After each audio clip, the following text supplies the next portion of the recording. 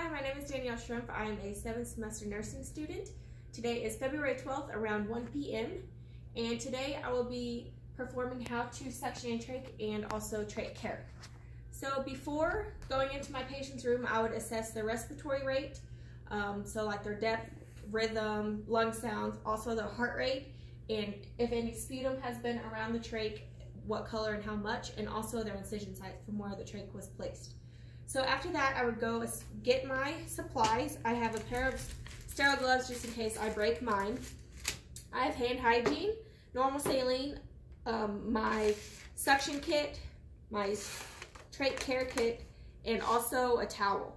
But for today's purpose, I will not be using this towel, but if I were to, I would be placing it under the client's chest to catch any secretion. So I'm gonna set these aside. So I would then go into my patient's room. I would knock, provide privacy, and also hand hygiene. Hi, my name is Danielle, and I'll be your nurse today. Can you tell me your name and date of birth? I would check. His name is Walter Lee, 5/19/1994. And I would raise his bed to working height. I would tell him so I will be performing trach care and also will be suctioning your trach to hopefully make you be able to breathe a little bit better. So after I raise him to working height, I will also put his bed to high Fowlers or semi-Fowlers. So then I'm going to, after I explain what I'm going to do, I'm going to turn on my suction kit and turn it to 80 to 120. That way when I occlude it, it goes to 80 to 120. And then also make sure I would turn it all the way to 12 liters to hyperoxygenate him, because when I do the procedures, it will be off. So after I do that, I'm going to set this over here. And then I'm going to clear off my table. Say that was closed. I'm going to open my sterile field away from me. I'm going to grab this. Would pour normal saline in that.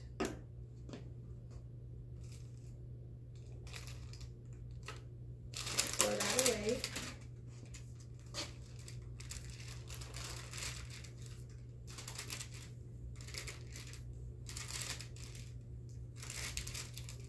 Only touching one inch perimeter.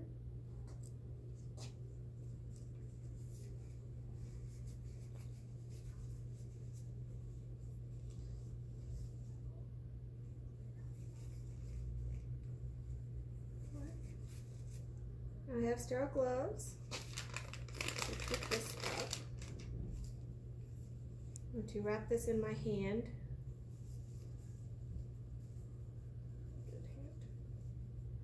So now that my suction is on, this hand is now not sterile.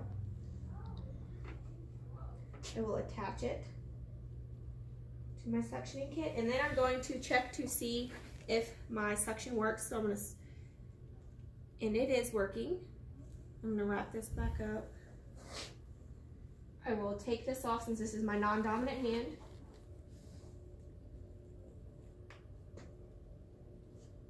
And I will tell the client that I will be inserting until I hit resistance and he starts coughing. So he's coughing, so now I will circle 180s, making sure not to go over 10 to 15 seconds. So after that, I will put this back on with my non-dominant hand, give him about 30 seconds to recoup. If he needed to be suctioned again, I would do so at this time, but he doesn't.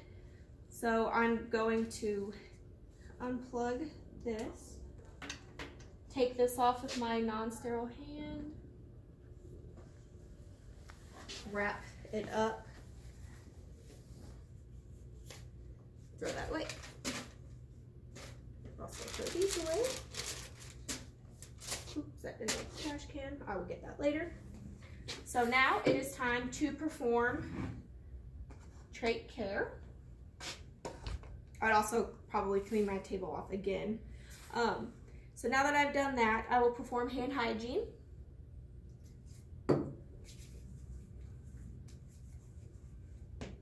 moving my kit away from me. Put another pair of sterile gloves on.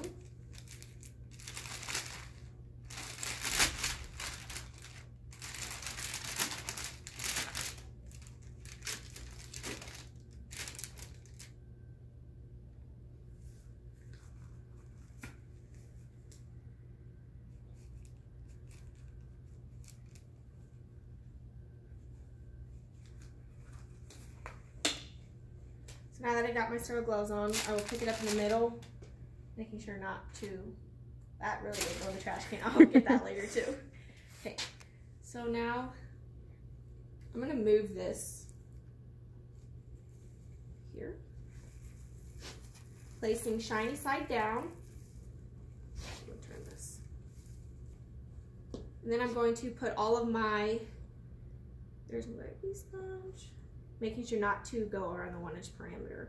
I'm gonna separate these because they get stuck. Here's my normal saline. I will not be using this box for today's purpose. Take out my trach collar.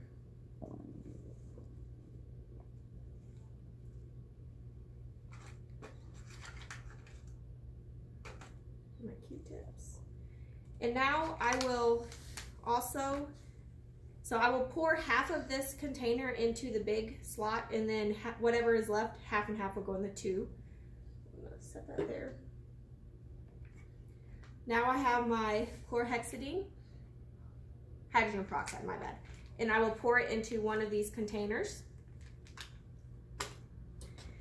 So after that, now my non-dominant hand is going to, is not sterile. And I'm going to take out the inner cannula. I will put it in the hydrogen peroxide, let it soak. I will pick it up with my non-dominant hand, pick up this, and I will dip it in normal saline, cleaning it. Dip again. Throw that away. Then I will set it in my normal saline to rinse it off. I will then pick it up with my dominant hand. Put it on the side. Insert it. Making sure it clicks. And now I'm going to take my dominant hand as well, dip it in normal saline, and clean around his trach, each time getting a new one.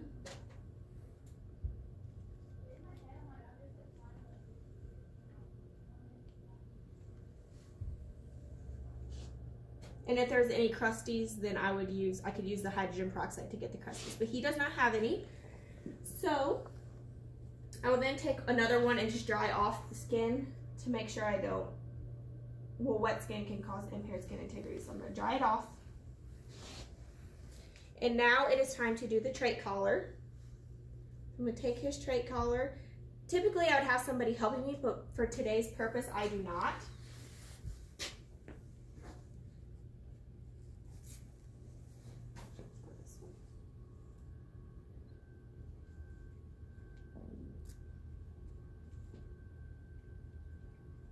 So now neither of my hands are sterile.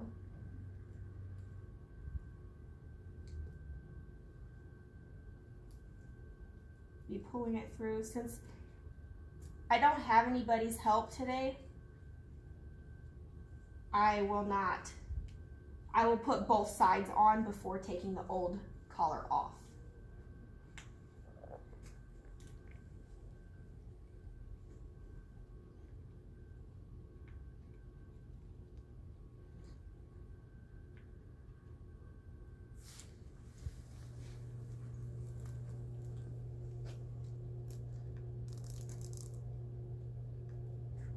Also making sure that I can fit 2 finger lengths under his trach collar.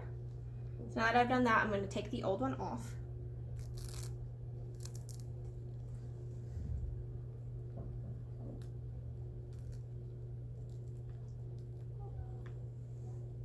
Sorry, I'm gonna grab a yeah. This one came undone, so I'm gonna retie that. It's all stuck. I'm gonna retighten that as well. Retighten it on this side. It's kind of loose. If I had somebody helping, they would be holding the trach in. So now that I've got that on, make sure there's 2 finger lengths. Okay, I'm going to take my gloves off, and then I would put on a new pair, but for today's video, I'm not going to. So now I have sterile gloves on again. I'm going to take my V-sponge with a Q-tip. I'm going to be placing it back under.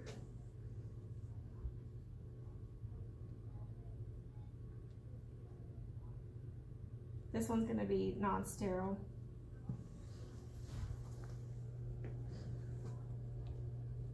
I'm going to pick it up.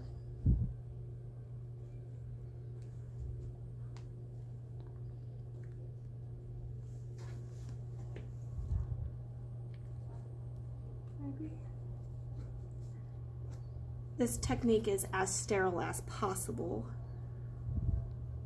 Making sure like the inner side is sterile. There we go. So now that we've got that in there, I will throw that away. I'm gonna put his oxygen back on. I would turn it back down to whatever liters he was on. I'm going to take my gloves off while also disposing of everything.